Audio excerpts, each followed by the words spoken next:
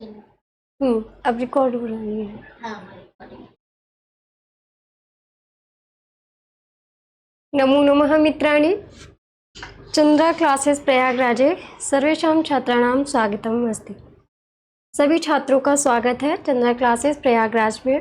आप सभी शीघ्रतम बहुत ही शीघ्रतम या बहुत ही शीघ्रता से यहाँ पर एडमिशन ले सकते हैं पीजीटी और टीजीटी संस्कृत क्लासेस के लिए। संस्कृत की आप क्लासेस देख ही रहे, पीजीटी की लगातार चल ही रही है और आपके लिए बहुत ही आसान चीज़ें बेसिक तरीके से लेकर के हम यहाँ पर आते हैं। तो अभी तक हमने अभिज्ञान शाकुंतलम में जो कुछ भी पढ़ा था वो सारी चीज़ें क्या थी, उसका बेसिक प्रारूप थी। कल के उस प्रकरण में हम लोगों ने पढ़ा था कि अभिज्ञान शाकुंतलम की कथा वस्तु कौन कौन सी है। अभिज्ञान शाकुंतलम में जो भी कथा वस्तु है उन कथा वस्तु के आधार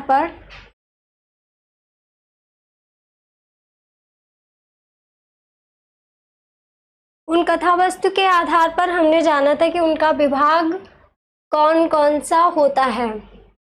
विभाग के आधार पर हमने जाना था कि जो विभागीय चीजें हैं वो उन विभागीय चीजों में कथा वस्तु के कितने भेद और प्रभेद किए गए थे। तो सबसे पहले कथा वस्तु का पहला भेद था प्रख्यात, उत्पाद और मिश्र। प्रख्यात यानी कि जो ऐतिहासिक हो और प्रसिद्ध हो, ऐसा कोई प्रकरण या कथा वस्तु हो जिसके लिए हम लोग उसको लेखन में प्रयोग कर सकें। दूसरा था उत्पाद। उत्पाद का मतलब था जो कभी कल्पित हो, अर्थात जो कल्पनाओं से युक्त हो। उसके बाद था मिश्र। मिश्र का मतलब था कि जो चीज़ें भी हमने क्या किया हो, कल्पना और इतिहास से मिश्रित रूप में, कल्पना और इतिहास से हमने मिश्रित रूप से किसी चीज को लिया हो।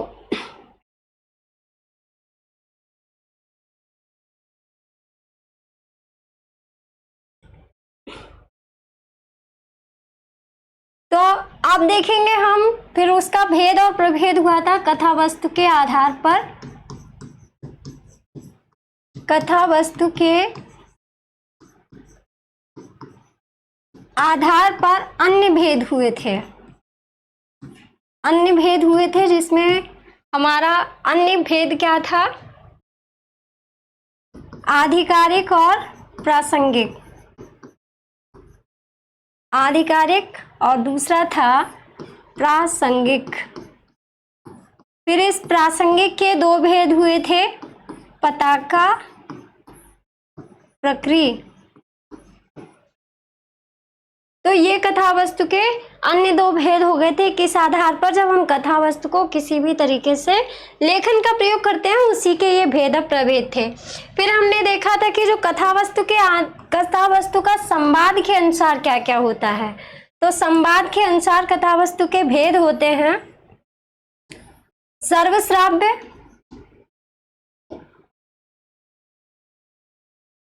संवाद के अनुसार कथा वस्तु के भेद।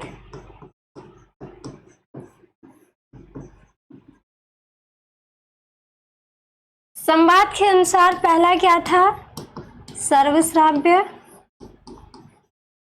दूसरा था अश्राव्य। इसी को हमने बताया था स्वगत, यानी जो स्वयं से कहा जाए। और तीसरा था नियत श्राव्य। ठीक है, ये क्या थे, भेद थे, सर्वश्राव्य, अश्राव्य, नियत श्राव्य। इसी नियत श्राव्य के तीन भेद थे, कौन कौन से, जनांतिक,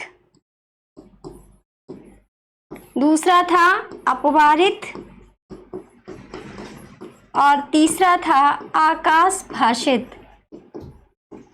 आकाश भाषित। इसमें हमने आपको बताया था कि नियत श्राव्य के जो तीन भेद होते हैं वो जनांतिक का मतलब होता है हाथ की ओट में कोई बात कहना। अपवारित का मतलब होता है मुंह फेर कर कहना, और आकाशभाषित का मतलब होता है आकाश की ओर मुख करके किसी चीज का कथन करना। तो ये क्या था, संवाद के अनुसार। हमने पहले पढ़ा था लेखन के अनुसार, अभी हमने क्या पढ़ा इसको, संवाद के अनुसार। क्योंकि संवाद जो होता है ना, वो संवाद कई तरीके से होता है। हम कथोपकथन करते हैं तो उसके भेद और प्रभेद क्या थे, सर्वश्राव्य, अश्राव्य, नियत श्राव्य। ठीक है, अब हम आगे चलेंगे। हमने पढ़ी थी 5 कार्य अवस्थाएं। क्या पढ़ी थी, 5 कार्य अवस्थाएं। कार्य की कौन सी 5 अवस्थाएं होती हैं। उस दिन क्लास के अंतिम में हमने जाते जाते आपको एक क्लू दिया था कि 5 5 5। तो 5 क्या है, कार्य अवस्थाएं हैं। 5 आपकी क्या है, अर्थोक्षेपक है, और 5 आपके क्या हैं, संधियां हैं।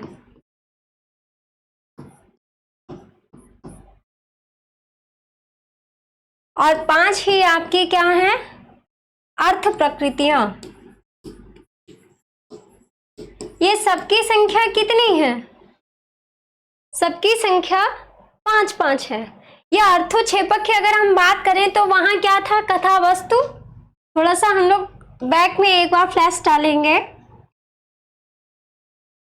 अभिनय की दृष्टि से जहां पर कथा वस्तु का विभेद किया गया था, किसके अनुसार, अभिनय की दृष्टि से कथा वस्तु का भेद। अभिनय में कौन कौन सा था, दृश्य, और दूसरा क्या था, दृश्य श्रव्य, है ना। इसी दृश्य श्रव्य में क्या थे, हमारे 5 अर्थोक्षेपक थे।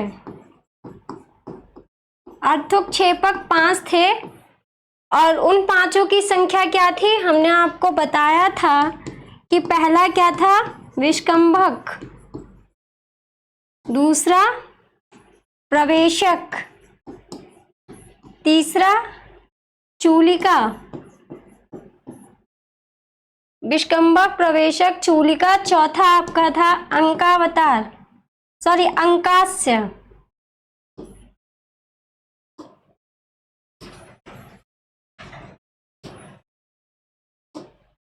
चौथा आपका क्या था, अंकास्य, और 5वां आपका था अंकावतार। ये आपके 5 अर्थोक्षेपक थे। यानी अर्थ का जिससे क्या किया जाता है, आक्षेप किया जाए, अर्थ को बतलाया जाए, वो क्या होते हैं, हमारे 5 अर्थोक्षेपक होते हैं। तो इनकी संख्या कितनी है, 5। इसकी चर्चा हम पहले कर चुके हैं। अब कार्यावस्थाएं, हमारी 5 कार्यावस्थाएं कौन सी हैं, एक बार हम फिर से नजर डालते हुए आगे बढ़ेंगे। इसको हम यहाँ से डिलीट कर दे रहे हैं। आप सभी लोगों ने इसको नोट कर लिया होगा अच्छे से।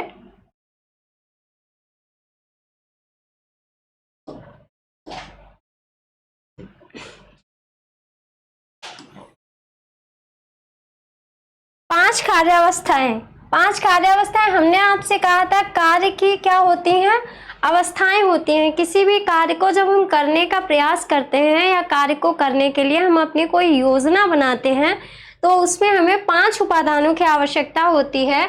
तो 5 कार्यावस्थाओं में सबसे पहला क्या था, आरंभ। किसी भी कार्य को हम क्या करते हैं, आरंभ करते हैं। और आरंभ का मतलब होता है किसी भी कार्य को उत्सुकता पूर्वक किया जाना।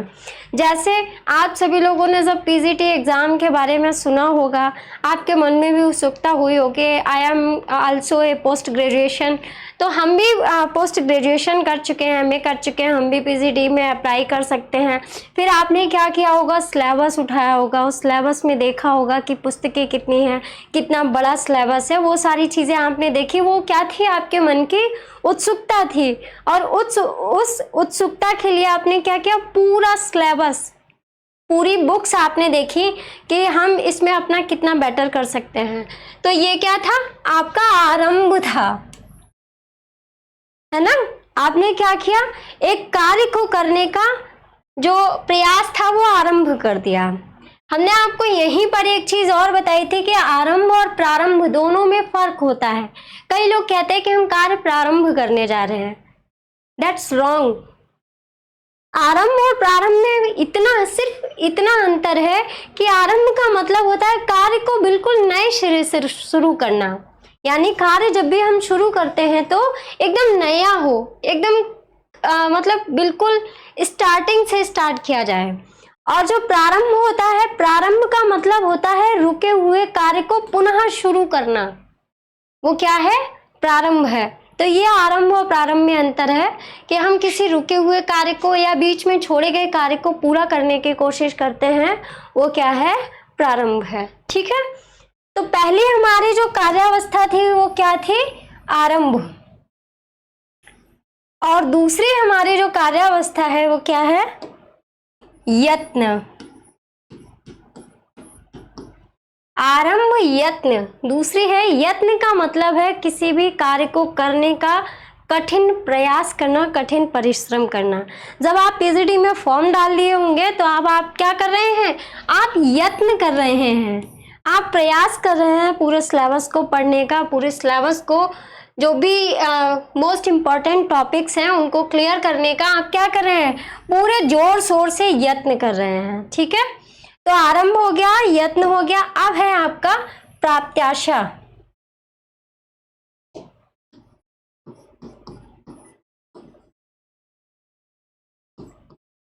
प्राप्त्याशा ये वास्तविक शब्द क्या है, प्राप्ति प्लस आशा बना है शब्द प्राप्त्याशा। ई का या किस संधि में होता है, यड़ संधि में। तो प्राप्त्याशा मतलब हमें कार्य में सिद्धि मिलेगी, हमारा कार्य पूरा होगा अथवा नहीं होगा, ऐसी हमारे मन में जब तक उधेड़-बुन चलती रहती है वो क्या कहलाता है, प्राप्त्याशा।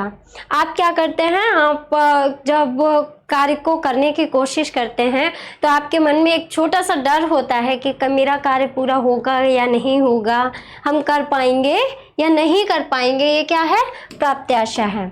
अब बात करेंगे हम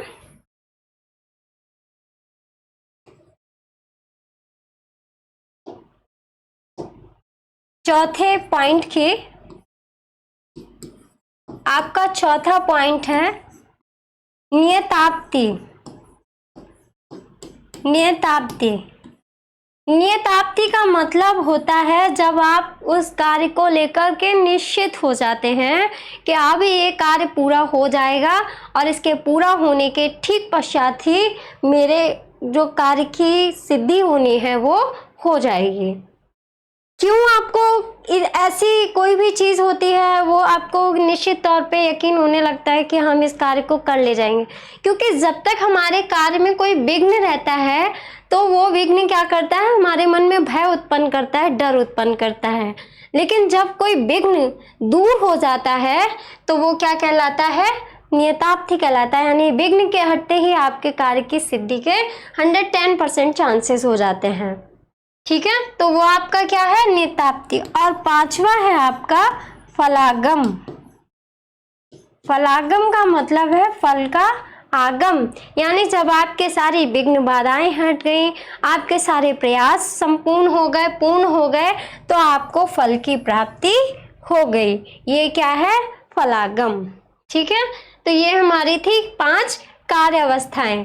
अब 5 कार्य अवस्थाओं के बाद हम बात करेंगे 5 अर्थ प्रकृतियों की, क्योंकि पिछले प्रकरण को हमने यहीं पर छोड़ा था। ये 5 अर्थ प्रकृतियां थी और 5 अर्थ प्रकृतियों को कैसे एक साधारण से और बहुत ही आसान तरीके से, आसान क्लू के द्वारा हमने आपको बताया था, उसका रिवीजन करेंगे और उसके बाद में फिर अगले टॉपिक पर चलेंगे।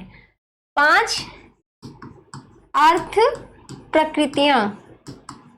हमने आपसे कहा था कि अर्थ की प्रकृति होती है, यानी हर अर्थ जो होता है, कोई भी अर्थ हो, वो अपनी प्रकृति के अनुसार उसका वाचन करता है। कोई भी शब्द हो, शब्द की अभिव्यक्ति भी क्या होती है, आपका एक संवाद होती है। आप कोई भी शब्द बोलिएगा और उस शब्द का लोग अपने अपने नजरिए से अर्थ लेते हैं। तो यहाँ पर क्या है, 5 अर्थ प्रकृतियां। अर्थ की प्रकृति हमने आपसे कहा था, अर्थ तो हिंदी वर्ड है, यहाँ पर क्या हिंदी शब्द है, पर आपको इसे कन्वर्ट किस में कर लेना है, इंग्लिश में। तो आप लिखेंगे अर्थ, EARTH, अर्थ माने पृथ्वी। ये क्लू हमने आपको दिया था कि हिंदी के अर्थ को आप इंग्लिश वर्ड उसमें अर्थ में कन्वर्ट कर लेंगे और आपके लिए आसान हो जाएगा इसे याद करना। तो अर्थ यानी पृथ्वी में सबसे पहले क्या पड़ता है, बीज पड़ता है। ठीक है, पृथ्वी में क्या पड़ता है, सबसे पहले बीज पड़ता है, फिर उस बीज का अंकुरण होता है, वो क्या कहलाता है, बिंदु। यानी जब कोई बीज आप डाल देंगे तो वो बीज जब अपना कपोल देगा तो वो क्या कहलाएगा, बिंदु। बचपन में अगर आप लोगों ने थोड़ी बहुत शरारतें की होंगी तो आपको अपने बचपन के कुछ प्रकरण याद होंगे। बचपन में जब हम लोग इमली खाया करते थे तो इमली अगर जैसे खाकर बहुत सारा इकट्ठा कर लेते थे उसका बीज, और ज़मीन में खोद कर थोड़ा सा उसमें बीज डाल दिया करते थे और ऐसे इंतज़ार करते थे जैसे आज शाम तक ही इसमें से अंकुर फूट जाएंगे और ये अगले ही दिन वृक्ष बनकर तैयार हो जाएगा। तो उस पृथ्वी में पहले बीज डाला, फिर बीज के बाद हम क्या करेंगे, उसके अंकुरण का, उसके बिंदु का इंतज़ार करेंगे कि कब वो प्रस्फुटित होगी। लेकिन यहाँ पर हम थोड़ा सा नाटक में भी चर्चा करते चले कि नाटक में जो बीज होता है वो क्या कार्य करता है। नाटक में बीज संपूर्ण कहानी का द्योतक होता है। बिंदु क्या होता है, बिंदु अवान्तर कथा को जोड़ते हुए चली जाती है। तीसरा, आप पताका पढ़ ही चुके हैं, पताका जो कथा वस्तु दूर तक चली जाए, और प्रक्रिया जो कथा थोड़ी दूर तक जाए। जैसे हमने आपको बताया था रामायण में सुग्रीव की कथा किसका एग्जाम्पल है, पताका का, और अभिज्ञान शाकुंतलम में पताका कौन है, विदूषक की कहानी। प्रक्रिया कौन है, सानुमति की कहानी। ये अभिज्ञान शाकुंतलम में आपको पता चलेगा। और 5वां है आपका कार्य। ठीक है, 5वां आपका क्या हो जाएगा, कार्य। तो कार्य क्या है, जब आपका ये जो नाटक का मेन जो पर्पस है, जो मेन मकसद है, वो जब आपका पूरा हो जाएगा वही क्या है, कार्य। कार्य का अर्थ है फल का आगम, यानी फल की प्राप्ति ही कार्य कहलाती है। देखिए अभी आपने क्या पढ़ा था, अर्थ प्रकृतियां, उस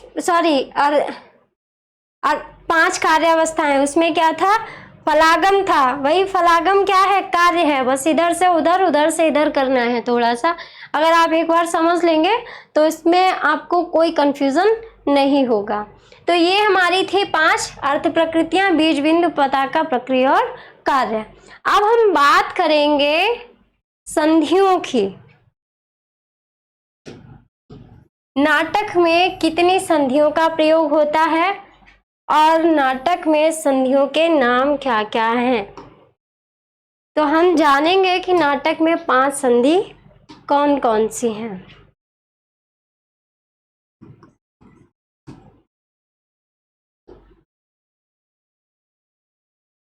पांच संधियां।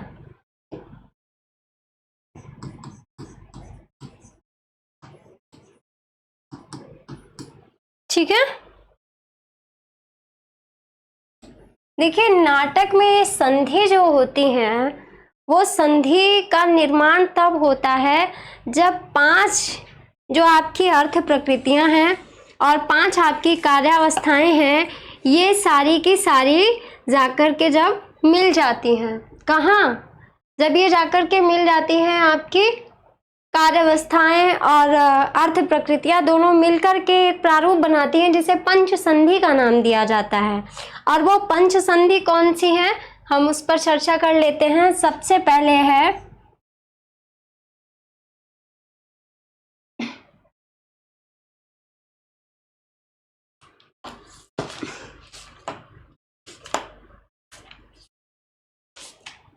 देखिए, संधियों की रचना जब होगी तो अर्थ प्रकृति और 5 कार्यावस्थाओं से मिलकर तो होगी ही, लेकिन फिर इन संधियों के भी अंग प्रत्यंग हो जाते हैं, इनके अंग बन जाते हैं कि किस प्रकार से इन संधियों का विभाजन होता है।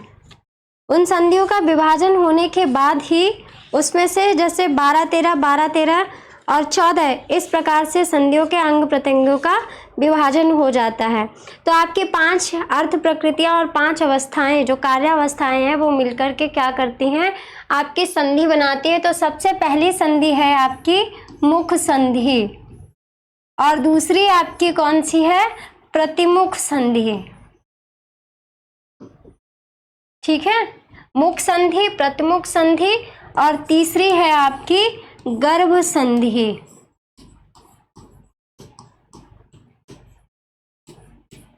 मुख संधि, प्रतिमुख संधि, गर्भ संधि, चौथी है आपकी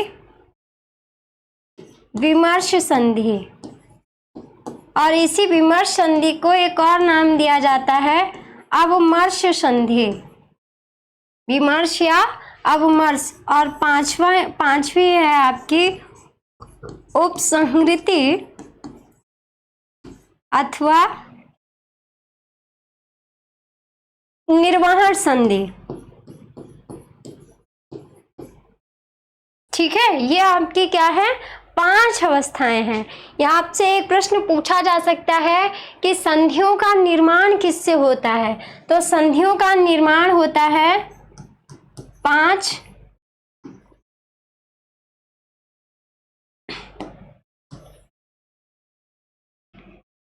संधियों का निर्माण किससे किससे होता है, 5 कार्यावस्थाएं और 5 अर्थ प्रकृतियों से, ये बनाती क्या है,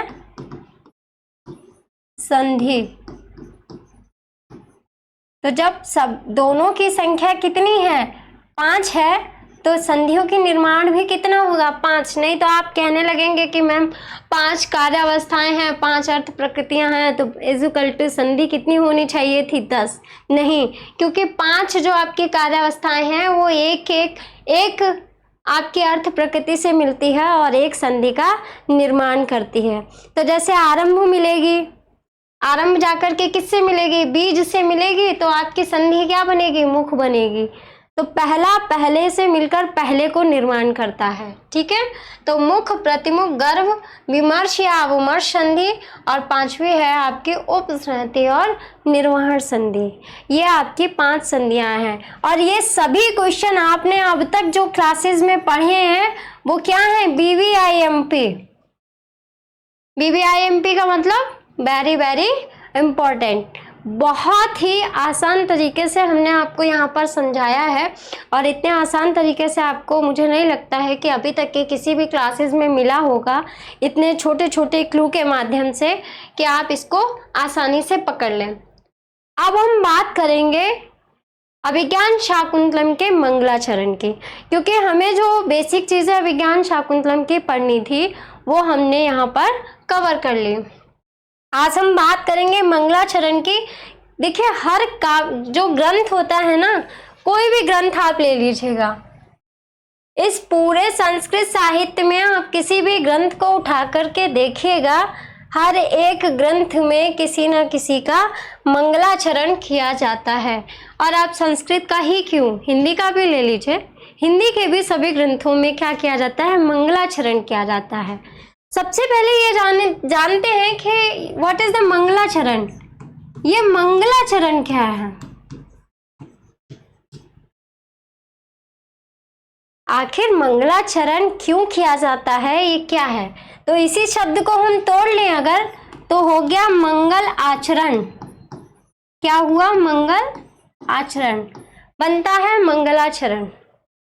यानी जब किसी भी मंगल आचरण को या मंगल कामना के लिए कोई भी बात कही जाए उसे क्या कहते हैं, मंगलाचरण कहते हैं। और मंगलाचरण कब करता है, अपने ग्रंथ की निर्विघ्न समाप्ति के लिए।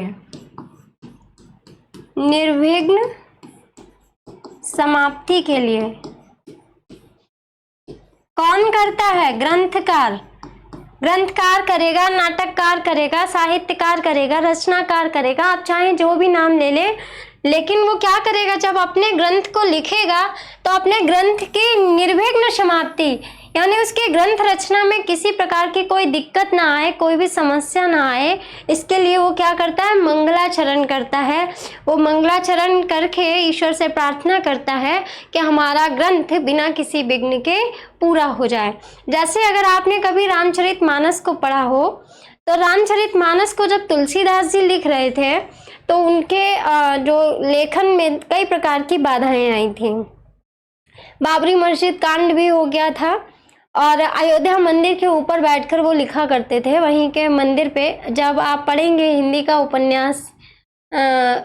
उपन्यासकार जो उपन्यास है मानस का हंस, उसमें आप पढ़िएगा तो तुलसीदास जी के विषय में बताया गया है कि तुलसीदास जी जब उसको लिखते थे ना, तो कई बार चोरों ने उनकी उस कुटी में डाका डालने की कोशिश की, उनके लिखे हुए पन्नों को चुराने की कोशिश की।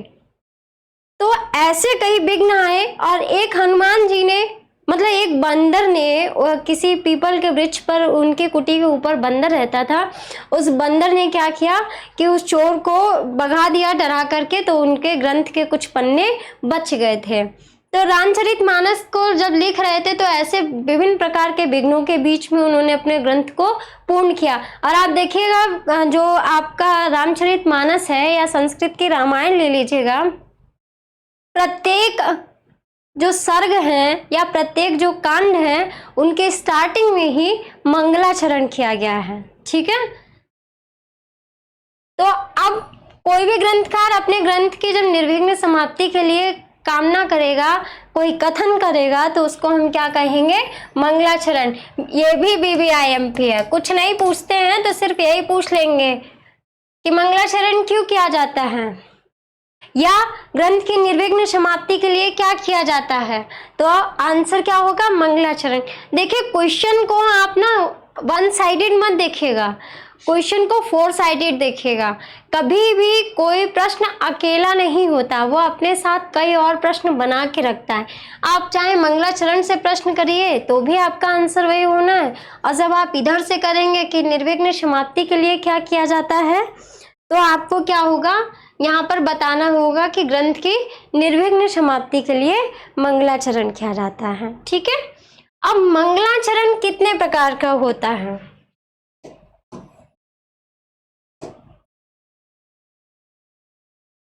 मंगलाचरण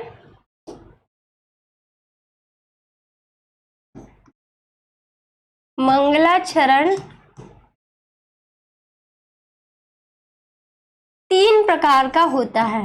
कितने प्रकार का? 3 प्रकार का होता है।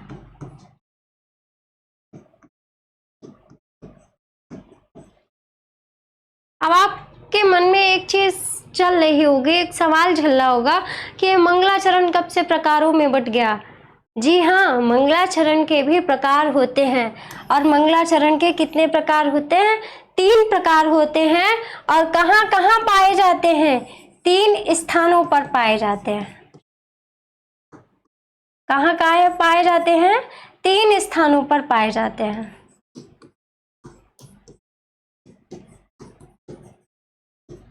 क्लियर? अब हम देखते हैं कि ये 3 प्रकार कौन से हैं। मंगलाचरण का पहला प्रकार है आपका नमस्कारात्मक मंगलाचरण। ठीक है, नमस्कारात्मक मंगलाचरण यानी जब किसी देव को, किसी भी इष्ट को, किसी भी व्यक्ति को कहीं भी किसी भी प्रकार से यदि नमस्कार किया जाए, नमन किया जाए या नमन जैसे शब्दों का प्रयोग किया जाए, तो वहां पर कौन सा मंगलाचरण होता है? नमस्कारात्मक मंगलाचरण होता है। ठीक है,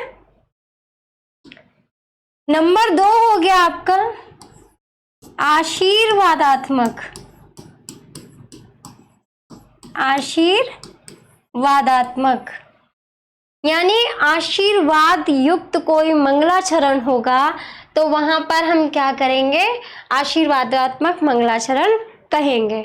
जब किसी भी ग्रंथ के प्रारंभ में ऐसा कोई श्लोक हो, ऐसा कोई कथन हो जिसमें किसी देव से आशीर्वाद मांगा गया हो, किसी भगवान से आशीर्वाद मांगा गया हो, तो वहाँ पर क्या होगा, आशीर्वादात्मक वंदना की जाए, नमस्कार किया जाए, नमन युक्त शब्दों का प्रयोग किया जाए, वो क्या हो जाएगा, नमस्कारात्मक। और अब हम जो अगले मंगलाचरण की बात करते हैं वो क्या है, वस्तु निर्देशात्मक। वस्तु निर्देशात्मक, इसको दूसरा नाम भी दे सकते हैं, वो क्या है, कथा वस्तु निर्देशात्मक।